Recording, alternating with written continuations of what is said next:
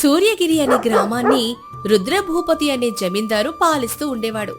అతని దగ్గర వందల ఎకరాల భూమి, నిండు ధాన్యాగారాలు, ఎంతో మంది పనివాళ్లు ఉండేవారు. కాని అతని మనసు మాత్రం రాయిలా కఠినమైనది. పేదవాళ్ల కష్టాన్ని చూసి జాలిపడ్డం అతనికి తెలీదు. అప్పు తీర్చలేని రైతుల భూములు లాక్కోవడం, పన్ను కట్టలేని వారిని కొట్టించడం అతనికి సరదా. ఊరి జనం అతని పేరు వింటేనే వణికిపోయేవారు. రుద్రభూపతికి తన ధనం, తన అధికారం మీద విపరీతమైన గర్వం. తన ముందెవరైనా తలెత్తి మాట్లాడితే అది అతనికి సహించేది కాదు. ఒకసారి ఒక పేద రైతు పంట దెబ్బతిని పన్ను కట్టలేకపోతే రుద్రభూపతి అతని ఎద్దుల్ని లాక్కొని వాటిని అమ్మేశాడు. ఆ ఎద్దులే ఆ రైతు జీవనాధారం. మరోసారి ఒక వితంతువు ఇల్లు పన్ను బకాయి కింద స్వాధీనం చేసుకుని ఆ ఇంటిని తన గోదాముగా మార్చేసుకున్నాడు. ఇలాంటి పనులు అతనికి రోజువారీ వ్యవహారాలు. ఎవరి కన్నీళ్లు అతని మనసును కరిగించలేకపోయాయి. ఒకరోజు ఎండ మండిపోతున్న మధ్యాహ్నం ఒక వృద్ధ సాధువు రుద్రభూపతి భవనం ముందుకి వస్తాడు. అలసిపోయి దాహంతో ఉన్న ఆ సాధువు తాగడానికి కొంచెం నీళ్లు అడుగుతాడు. బాబు, చాలా దూరం నుంచి నడిచి వచ్చాను. గొంతు ఎండిపోతోంది నాయన. కొంచెం మంచి నీళ్ళిప్పిస్తావా? నీళ్ళ? ఈ ఊళ్ళో నీళ్లు ఊరికే రావు సాధువా. ఇక్కడ ప్రతిదానికి ఒక ధర ఉంది. నీ దగ్గర ఇవ్వడానికి ఏముంది? ఆ చిరిగిన గోచీనా? నేను సన్యాసిని బాబు. నా దగ్గర ధనం లేదు. కాని దాహంతో ఉన్నవాడికి నీళ్ళివ్వడం ధర్మం. అది ఏ శాస్త్రంలోనూ అమ్మకానికి పెట్టలేదు. ధర్మం గురించి నాకు పాఠాలు చెప్పకు ముసలివాడ. నా భవనం ముందు నుండి వెళ్ళిపో, లేకపోతే నా కుక్కలను వదులుతాను. బిచ్చగాళ్ళకి ఇక్కడ చోటులేదు.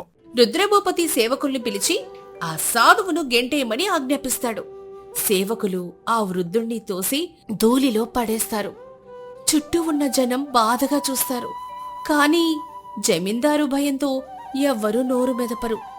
సాధువు నెమ్మదిగా లేచి దుమ్ము దులుపుకొని రుద్రభూపతికి కళ్లల్లోకి సూటిగా చూస్తాడు. రుద్రభూపతి, నీ దగ్గర ధనం ఉంది, అధికారం ఉంది, కాని మనసు లేదు. నీ నీడను చూడు. ఎండలో అది ఎంత పెద్దగా నల్లగా ఉందో. ఆ నీడే నువ్వు ఈ లోకంలో ఉన్నావనడానికి గుర్తు. నీడ గురించి కథలు చెప్తున్నావా? పిచ్చి సాధువా, నడువిక్కడి నుండి. విను, ఈ క్షణం నుండి నువ్వు చేసే ప్రతి క్రూరమైన పనికి నీ నీడ కొంచెం కొంచెం తగ్గిపోతుంది. ఏ రోజున నీ నీడ పూర్తిగా మాయమవుతుందో ఆ రోజున ఈ లోకం నిన్ను మర్చిపోతుంది. నీ పేరు, నీ ఉనికి అన్నీ చెరిగిపోతాయి. దయచూపిన నాడే నీ నీడ నీకు తిరిగొస్తుంది. ఇది నా శాపం. ఇదే నీకు దారి. చుట్టూ గుమిగూడిన జనంలో గుసగుసలు మొదలయ్యాయి. కొందరు పెద్దవాళ్లు ఆ సాధువు మాటల్లోని గాంభీర్యాన్ని గ్రహించారు. ఈ సాధువు సామాన్యుడు కాదు. ఆయన కళ్ళల్లో ఏదో తేజస్సు ఉంది. దొర చేసిన పాపం ఈసారి ఊరికే పోదు. నిజమే, ఇన్నాళ్ళు పేదవాళ్ల శాపాలు దొరకి తగల్లేదు. కాని ఈ సాధువు మాట వేరు. చూద్దాం ఏమవుతుందో. ఇలా చెప్పి సాధువు నెమ్మదిగా వెళ్ళిపోతాడు. రుద్రభూపతి పెద్దగా నవ్వుతాడు. తన చుట్టూ ఉన్న వాళ్లతో ఏగదాలిగా మాట్లాడతాడు. విన్నారా? నా నీడ తగ్గిపోతుందంట. ఈ ముసలి సాధువుకి మతిపోయింది. నీడ తగ్గడం వల్ల నాకేంటి నష్టం? నా భూమి తగ్గుతుందా? నా ధనం తగ్గుతుందా? వెళ్ళండి, మీ పని చూసుకోండి. ఆ మాటలు రుద్రభూపతి మనసులో నిలవలేదు. మరుసటి రోజే అతను తన పాత అలవాట్లను కొనసాగిస్తాడు. అప్పు కట్టలేని ఒక రైతు కుటుంబాన్ని ఇంట్లో నుంచి బయటికి గెంటి వారి భూమిని లాగేసుకుంటాడు. దొరా, ఈ ఒక్క పంటకాలం సమయం ఇవ్వండి. భూమి పోతే మేము బతికేదెలా? ఆ ఏడుపు నా దగ్గర పని చెయ్యదు. డబ్బు కట్టకపోతే భూమి నాదే. వీళ్ళనిక్కడి నుండి తీసుకెళ్ళండి. ఆ రైతు కుటుంబం ఏడుస్తూ ఊరి బయటికి వెళ్లిపోతుంది. అదే వారంలో రుద్రభూపతి ఇంకో 3 పేదల ఇల్లు లాక్కుంటాడు. పన్ను కట్టలేని ఒక ముసలావిడను బహిరంగంగా అవమానిస్తాడు. అతని క్రూరత్వానికి అంతు లేకుండా పోయింది. ఊరిలో ఒక వితంతువు ధైర్యం చేసి అతని దగ్గరకు వచ్చి మొరపెట్టుకుంటుంది. దొరా, నా భర్త చనిపోయాడు. ఈ పంటకాలం పన్ను కట్టే స్తోమత నాకు లేదు. కొంచెం దయ చూపండయ్యా. ప్రతి వాళ్ళకి ఏదో ఒక కష్టం ఉంటుంది. అవన్నీ విని నేను ధర్మం చేస్తూ కూర్చుంటే నా ధనం ఏమవుతుంది? పన్ను కట్టో, లేదా ఇల్లు ఖాళీ చెయ్. ఇదే నా తీర్పు.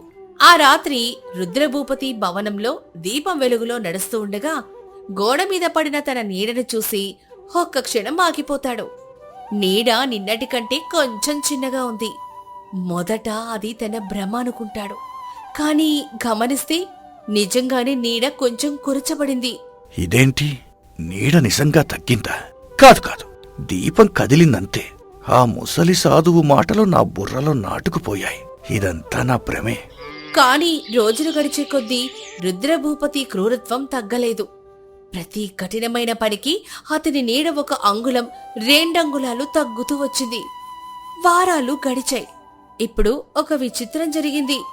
మధ్యాహ్నం ఎండలో నడుస్తున్నప్పుడు పక్కనున్న వాళ్ళ నీడలు పొడవుగా ఉంటే రుద్రభూపతి నీడ మాత్రం సగమే ఉండేది.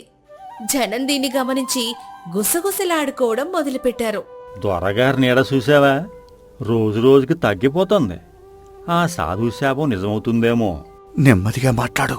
దొర ఇన్నాడంటే మన పని అయిపోయినట్టే. కాని నిజమే, ఏదో అరిష్టం మాత్రం జరగబోతోంది. ఇప్పుడు అతని నీడ ఒక చిన్న బిచ్చగత్తెవాడి నీడంత మాత్రమే ఉంది. భయం మొదలైంది. నా నీడ ఎందుకిలా తగ్గుతోంది? నాకు ఏదవుతుంది? ఆ సాధువుని వెతికి తీసుకురండి. ఎంత ధనమైనా ఇస్తాను. ఈ శాపం తీసేయమని చెప్పండి. దొర, ఆ సాధువు ఎక్కడున్నాడో ఎవరికీ తెలియదు. ఊరూరా వెతికించాం, కాని ఆయన జాడలేదు. మీరు ఆయన్ని అవమానించిన నాటి నుండి ఎవరూ ఆయన్ని చూడలేదు. ఆ రాత్రి రుద్రభూపతి నిద్రపోలేకపోయాడు. అద్దం ముందు నిలబడి తన నీడని చూసుకుంటూ గంటల తరబడి కూర్చున్నాడు. మొదటిసారి అతని మనసులో భయం, అనుమానం రెండూ కదిలాయి. నేను ఎంతో మంది ఇల్లు లాక్కున్నాను, ఎంతో మందిని ఏడిపించాను. అప్పుడప్పుడు నాకు భయం వేయలేదు. కాని నా ఈ నీడ తగ్గటం మాత్రం నన్ను వణికిస్తోంది. కాదు, నేను రుద్రభూపతిని. భయపడేదే లేదు. ఈ శాపం నా ధనం ముందు ఏమీ చేయలేదు. అలా తనకు తానే ధైర్యం చెప్పుకుంటూ రుద్రభూపతి తన పంతం వీడలేదు. మరుసటి రోజు మరో పేదవాడిని కొట్టించాడు. అయితే నా ధనంతో ఈ శాపాన్ని కొనేసి పారేస్తాను. పెద్ద పెద్ద పూజలు చేయించండి, యజ్ఞాలు చేయించండి. ఏది ఏమైనా ఈ నీడ తిరిగి రావాలి. రుద్రభూపతి కుప్పలు కుప్పల ధనం ఖర్చు చేస్తాడు. పెద్ద పూజలు, యజ్ఞాలు చేయిస్తాడు. కాని నీడ మాత్రం తిరిగి రానేలేదు. ఎందుకంటే అతనొక క్రూరమైన పనిని కూడా మానలేదు కాబట్టి. ఒకరి పట్ల కూడా దయ చూపలేదు. ధనంతో శాపాన్ని కొనొచ్చని అతని భ్రమ. చివరికి భయంకరమైన ఆ రోజు రానివచ్చు. ఒక ఉదయం రుద్రభూపతి తోటలో నడుస్తుండగా ఎండ తీవ్రంగా ఉన్న అతని నీడ నేల మీద కనిపించలేదు. అతని నీడ పూర్తిగా మాయమైపోయింది. నా నీడ ఏది? ఎక్కడ? లేదు, నీడ లేదు. ఇలా జరగకూడదు. అదే క్షణం నుంచి విచిత్రమైన మార్పులు మొదలయ్యాయి. రుద్రభూపతి తన సేవకుణ్ణి పిలిచాడు. కాని సేవకుడు అతని వైపు చూడకుండా వెళ్లిపోయాడు. అతను బిగ్గరగా అరిచాడు. కాని ఎవ్వరూ వినిపించుకోలేదు. ఏయ్, నేను మీ దొరను, రుద్రభూపతిని. నా మాటలు వినిపించడం లేదా? ఎవరో మాట్లాడుతున్నట్టు అనిపిస్తోంది, కాని ఎవరూ కనిపించడం లేదే. భ్రమేమో. పద, పనుంది. రుద్రభూపతికి అర్థమైంది. తన నీడతో పాటు తన ఉనికి కూడా చెరిగిపోయింది. ఊరిలో జనం అతని పేరు మర్చిపోయారు. అతని భవనంలోకి కొత్తవాళ్లు వచ్చి స్థిరపడ్డారు. ఎవరూ అతన్ని అడ్డుకోలేదు. ఎందుకంటే ఎవరికీ అతను కనిపించడం లేదు. ఆకలి వేసి సంతలో ఆహారం తీసుకోబోతే దుకాణదారుడు అతన్ని చూడలేక వస్తువు గాల్లో కదులుతున్నట్లు భయపడిపోయాడు. దాహం వేసి బావి దగ్గరికెళ్తే మనుషులు అతన్ను ఉనికిని గ్రహించలేక తోసుకుంటూ వెళ్లిపోయారు. ఒకప్పుడు ఊరంతా భయపడిన జమీందారు ఇప్పుడొక నీడ కూడా లేని, ఎవ్వరికీ గుర్తులేని శూన్యంగా మిగిలిపోయాడు. ఆకలి, దాహం, ఒంటరితనం అన్నీ కుదిపేశాయి. ఎంత ధనం ఉన్నా ఇప్పుడు ఏం లాభం? నన్ను చూసేవాడే లేడు, నా పేరు పిలిచేవాడే లేడు. ఆ సాధువు చెప్పింది నిజమే. నేను లోకంలో ఉన్నాను అనడానికి గుర్తు లేకుండా పోయింది. నేను ఎంతో మందిని ఏడిపించాను, వాళ్ళ కడుపు కొట్టాను. ఇప్పుడు నా బాధ ఎవ్వరికీ పట్టడం లేదు. ఇదేనా నేను సంపాదించుకున్నది? ఆ ఒంటరితనంలో రుద్రభూపతికి తను చేసిన ప్రతి అన్యాయం ఒక్కొక్కటిగా గుర్తొచ్చింది. తన ఇంట్లో నుంచి గెంటేసిన రైతు, అవమానించిన ముసలావిడ, మొరపెట్టుకున్న వితంతువు, అందరి ముఖాలు అతని కళ్ల ముందు కదిలాయి.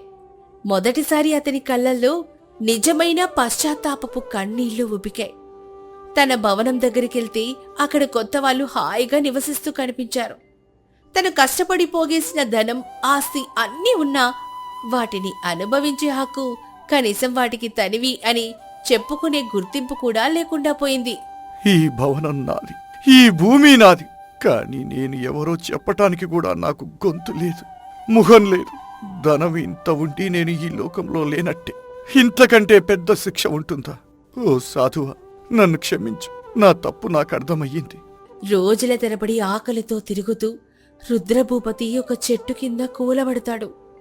అతని చేతిలో ఎక్కడ్నుంచో దొరికిన ఒక చిన్న రొట్టె ముక్క మాత్రమే ఉంది. ఆకలితో దాన్ని తినబోతూ ఉండగా ఎదురుగా ఒక బక్క చిక్కిన బిచ్చగత్తె కనిపిస్తుంది. బిచ్చగత్తె ఎన్నో రోజులుగా తినకుండా ఉన్నట్టుంది. ఆకలితో ఏడుస్తూ ఉంది. అన్నా, చాలా ఆకలిగుంది. 3 రోజులుగా ఏమీ తినలేదు. నీ దగ్గర ఉన్న ఆ రొట్టె ముక్క కొంచెం ఇస్తావా? ఆశ్చర్యకరంగా ఆ బిచ్చగత్తెకు మాత్రం రుద్రపతి కనిపించాడు. బహుశా అమాయకమైన స్వచ్ఛమైన మనసుకు మాత్రమే అతను కనిపిస్తాడేమో. రుద్రభూపతి ఒక్క క్షణం ఆగిపోతాడు.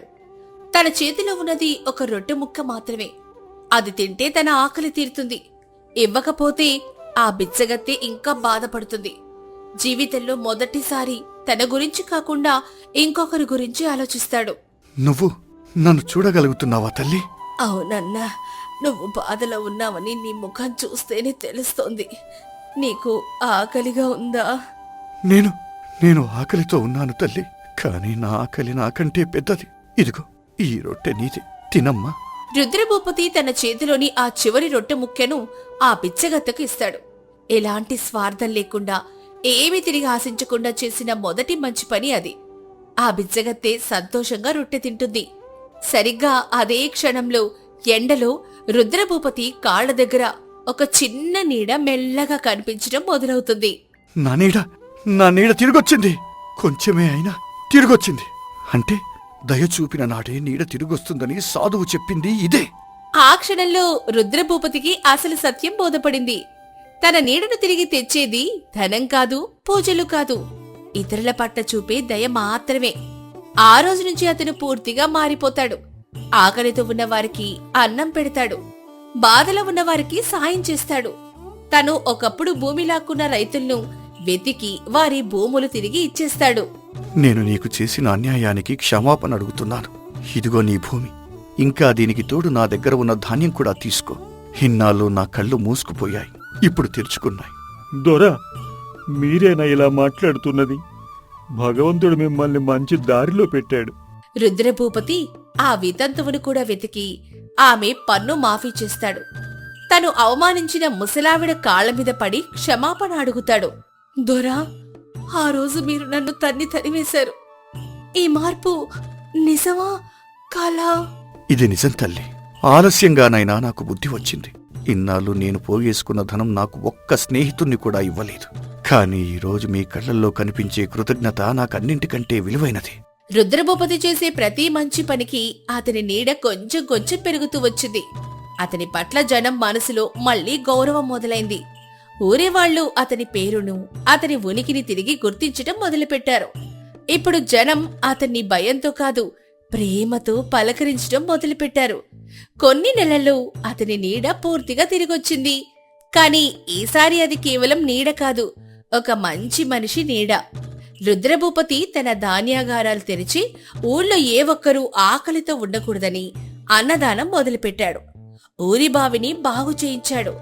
ఒకప్పుడు అతని పేరు వింటే వణికిపోయిన జనం ఇప్పుడు అతన్ని పెద్ద దొరగారు అని ప్రేమగా పిలవడం మొదలుపెట్టారు. చూశావా, మనిషి ఇంత మారగలడా? ఒకప్పుడు మన కడుపు కొట్టిన దొర ఇప్పుడు మన కడుపు నింపుతున్నాడు. ఇది నిజంగా దైవలీల. ఆ సాధువు పుణ్యమే ఇదే. దొర మనసు మారకపోతే ఈ ఊరు ఇంకెంత నాశనమయ్యేదో. కొంతకాలం తర్వాత మళ్ళీ ఆ వృద్ధ సాధువు ఊరికొస్తాడు.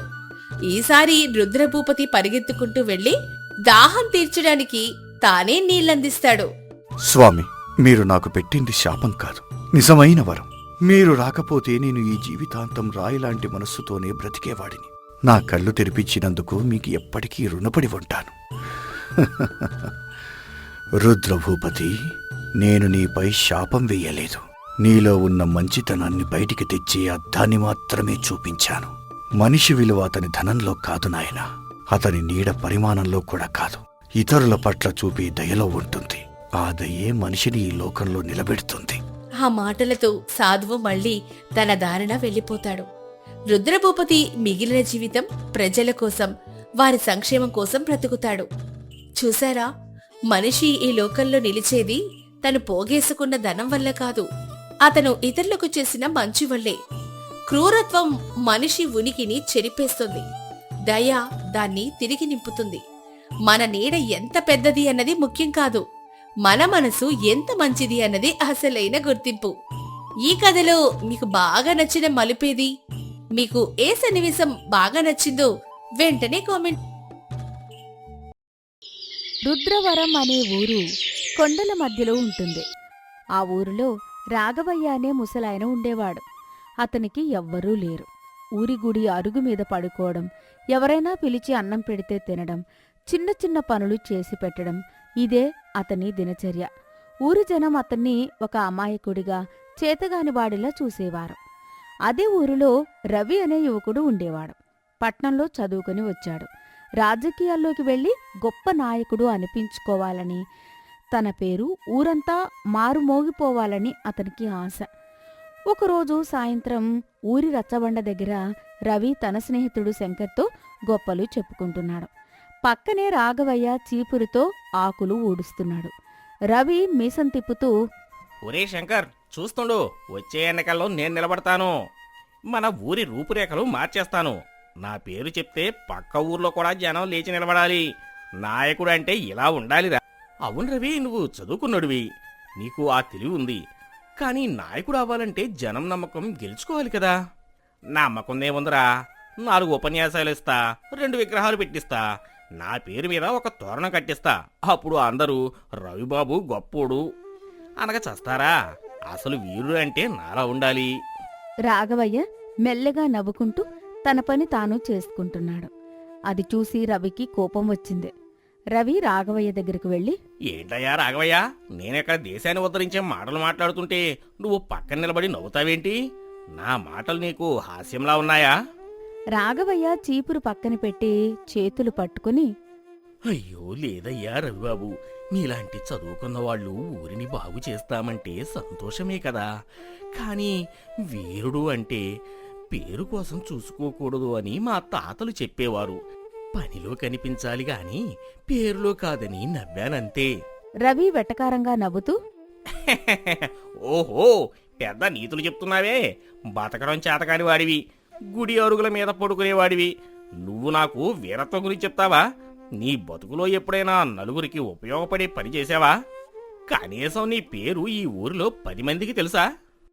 పేరులో ఏముందయ్యా, మనం చేసే సాయం ఆపదలో ఉన్నవాడికి చేరితే చాలు.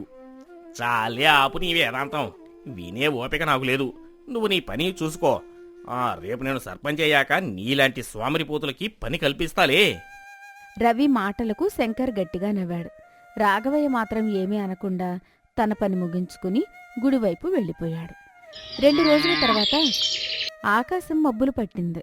గాలి వేగం పెరిగింది. రేడియోలో తుఫాను హెచ్చరికలు వినిపిస్తున్నాయి. సాయంత్రానికి చిన్నగా మొదలైన వాన రాత్రికి కుండపోతగా మారింది. రుద్రవరం ఊరి పక్కనే ఒక పెద్ద చెరువు ఉంది. ఆ చెరువుకు గండి పడితే ఊరు మొత్తం మునిగిపోతుంది. ఆ రాత్రి ఊరు పెద్ద బసవయ్య ఇంటి వరండాలో కొందరు గ్రామస్తులు ఆందోళనగా గుమికూడారు. రవి కూడా అక్కడే ఉన్నాడు. బయట ఉరుములు మెరుపులు భయపెడుతున్నాయి. బసవయ్య ఆకాశం వైపు చూస్తూ ఆందోళనగా, ఏంట్రా ఈ వాన ఎలా ఉంది? గంట గంటకి పెరుగుతుంది. మన ఊరి చెరువు నిండిపోయిందని మధ్యాహ్నమే కాపలావాడు చెప్పాడు. ఇప్పుడు గనుక చెరువు కట్ట తెగితే మన ఊరు సమాధి అయిపోతుంది. రవి టుకొని ముందుకు వస్తూ, సర్పంచ్ గారు, అంత భయం ఎందుకు? మన చెరువు కట్ట చాలా గట్టిది. పోయిన ఏడాదే కదా మరమ్మతులు చేయించాం, ఏం కాదులేండి. అది కాదు రవి, నీకు తెలియదు, ఆ చెరువు తూము దగ్గర మట్టి కొంచెం బలహీనంగా ఉంది. ఇలాగే వాన కొడితే అక్కడి నుండి గండిపడే ప్రమాదం ఉంది. ఎవరైనా వెళ్ళి చూసి రావాలి. ఎవరైనా వెళ్లి చూసి రావాలి అనగానే అక్కడ ఉన్న రైతులు ఒకరి ముఖం ఒకరు చూసుకున్నారు. అంతటి వర్షంలో కటిక చీకటిలో పాములు తేళ్లు ఉండే చెరువు కట్ట మీదకు వెళ్లడానికి ఎవరికీ ధైర్యం చాలడం లేదు. శంకర్ తల గోక్కుంటూ, అయ్యా, ఈ వానలో ఆ గాలిలో అక్కడ నిలబడటమే కష్టం. పైగా దారిలో వాగు పొంగుతుందట. ఇప్పుడు వెళ్ళడమంటే ప్రాణాలతో చెలగాటమే. రవి, నువ్వు యువకుడివి, ధైర్యవంతుడివి. నువ్వు రేపు ఊరిని ఏలాలనుకుంటున్నావు కదా. నువ్వు నీ స్నేహితులను తీసుకుని వెళ్ళి ఆ తూము దగ్గర పరిస్థితి చూసి రాగలవా? అవసరమైతే ఇసుక బస్తాలు వేయడానికి సిద్ధంగా ఉండాలి. రవి ఒక్కసారిగా ఉలిక్కిపడి తడబడుతూ, నేనా? అది ఈ రాత్రి సర్పంచ్ గారు, నాకు ఈత రాదు. పైగా ఆ దారిలో విద్యుత్ తీగలు తెగిపడి ఉంటాయేమో. మా నాన్నగారు నన్ను బయటికి వెళ్ళొద్దని చెప్పారు. నేను పొద్దున్నే వెళ్ళి చూసేస్తానులేండి. పొద్దున్నే చూడడానికి ఊరు మిగులుతుందో లేదో. నాయకుడు అంటే కష్టకాలంలో ముందు నిలబడడం. రవి మౌనంగా తలదించుకున్నాడు. అతనిలో భయం స్పష్టంగా కనిపిస్తోంది.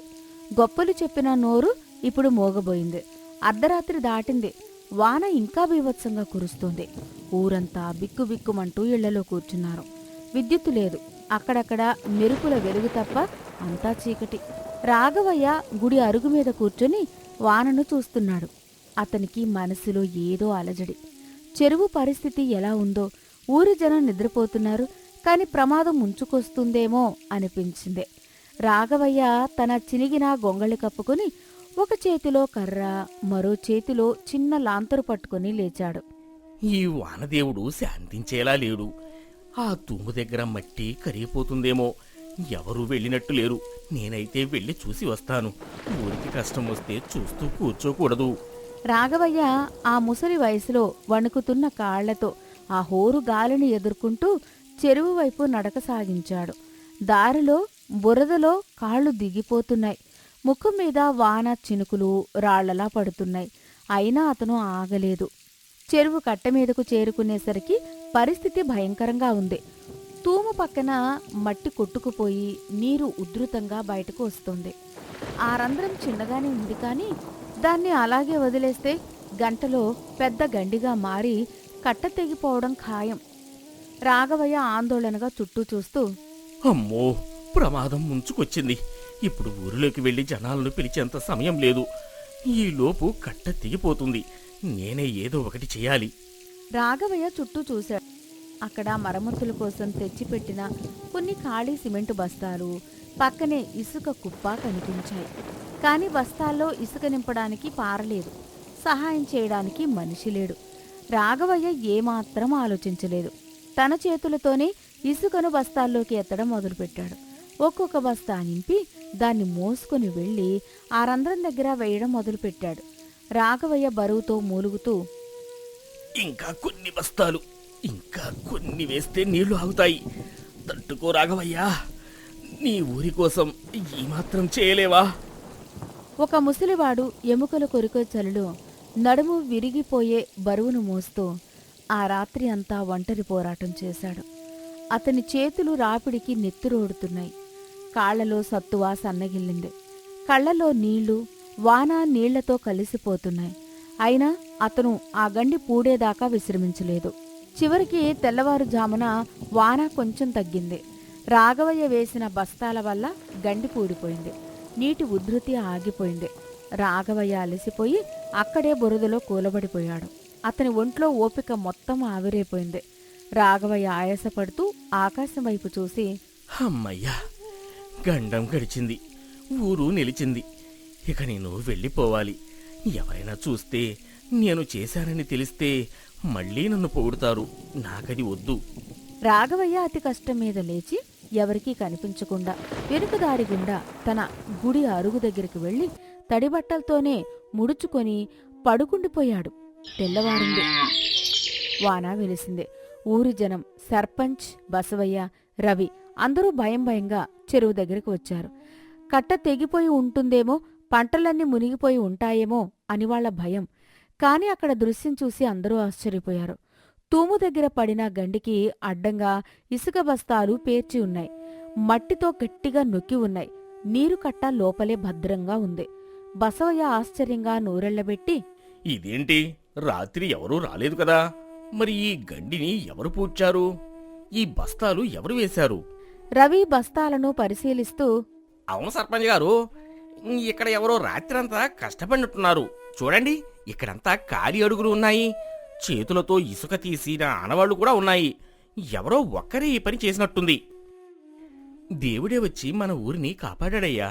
లేకపోతే ఆ తుఫాన్లో మనిషి మాత్రానికి సాధ్యమయ్యే పనేనా అది? దేవుడో మనిషో కానీ గొప్ప ధైర్యవంతుడు.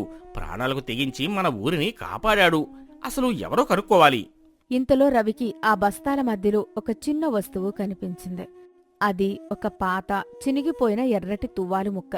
బస్తాలాగుతున్నప్పుడు చిరిగి అక్కడ ఇరుక్కుపోయినట్టుంది. రవి ఆ గుడ్డముక్కను చేతిలోకి తీసుకుని, ఈ తువ్వాలు ఇది ఎక్కడో చూసినట్టుందే. ఇది మన ఊరి వాళ్ళదే. రవి, ఇది ఆ గుడి దగ్గర ఉండే ముసలి రాఘవయ్యదిరా.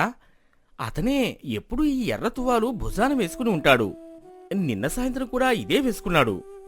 రవి నమ్మలేనట్టుగా, రాఘవయ్య ఆ ముసలాయన. అతనికి కర్ర లేనిదే నడవడమే కష్టం. అలాంటిది ఈ బస్తాలు మోశాడా, అది ఆ తుఫాన్లో. పదండి, గుడి దగ్గరకు వెళ్ళి చూద్దాం. నిజంగా అతనే చేశాడో లేదో తెలుస్తుంది. సర్పంచ్, రవి, గ్రామస్తులందరూ గుడి దగ్గరకు వెళ్లారు. అక్కడ అరుగు మీద ఒక మూల రాఘవయ్య ముడుచుకుని పడుకుని ఉన్నాడు. అతని శరీరం జ్వరంతో కాలిపోతోంది. బట్టలు బురదలో నిండి ఉన్నాయి. అతని చేతులు, అరచేతులు కమిలిపోయి గాయాలతో ఉన్నాయి. బసవయ్య దగ్గరకు వెళ్లి రాఘవయ్యను తట్టి లేపుతూ, రాఘవయ్యా, రాఘవయ్యా, లేవయ్యా. రాఘవయ్య కష్టంగా కళ్ళు తెరిచి అందర్నీ చూసి భయపడుతూ, ఏమైంది బాబూ? నేనేం తప్పు చేయలేదే. ఎందుకు అందరూ ఇలా వచ్చారు? రవి కన్నీళ్లతో రాఘవయ్య కాళ్ల దగ్గర కూర్చుని, తప్పు చేయలేదు తాత, త్యాగం చేశావు. నిన్న రాత్రి చెరువు కట్ట దగ్గర గండి పూడ్చింది నువ్వే కదా. ఆ తుఫాన్లో నీ ప్రాణాలు లెక్క చేయకుండా మా ప్రాణాలు కాపాడావు కదా. రాఘవయ్య నీరసంగా నవ్వుతూ, అది ఊరు మునిగిపోతుంటే చూడలేకపోయానయ్యా. నాదేముంది, ఎండిన ఆకులాంటి వాడిని. ఈరోజు కాకపోతే రేపు రాలిపోతాను. కాని మీరంతా పచ్చని చెట్లలాంటివారు.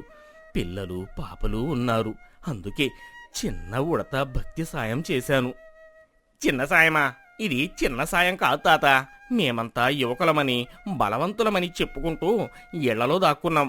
నువ్వు మాత్రం అజ్ఞాత వీరుడిలా ఒంటరిగా పోరాడావు. నిన్ను ఎగతాళి చేశాను. నీ పేరు ఎవరికి తెలుసు అని అడిగాను. కాని ఈరోజు నీ పేరే మా అందరి గుండెల్లో నిలిచిపోయింది. బసవయ్య చేతులు జోడించి, రాఘవయ్య, నువ్వు మా ఊరి దేవుడివి. నీ రుణం మేము ఎలా తీర్చుకోగలం?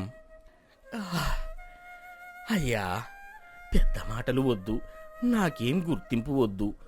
ఊరు బాగుంటే చాలు.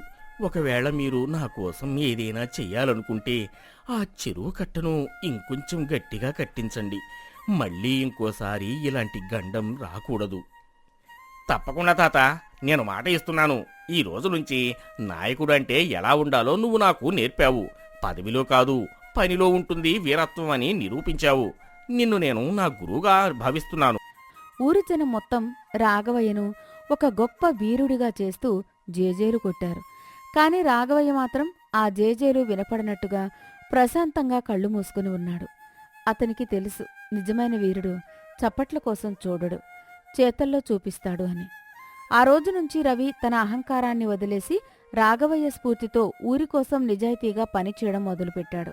రాఘవయ్య చేసిన త్యాగం ఆ ఊరి చరిత్రలో చిరస్థాయిగా నిలిచిపోయింది.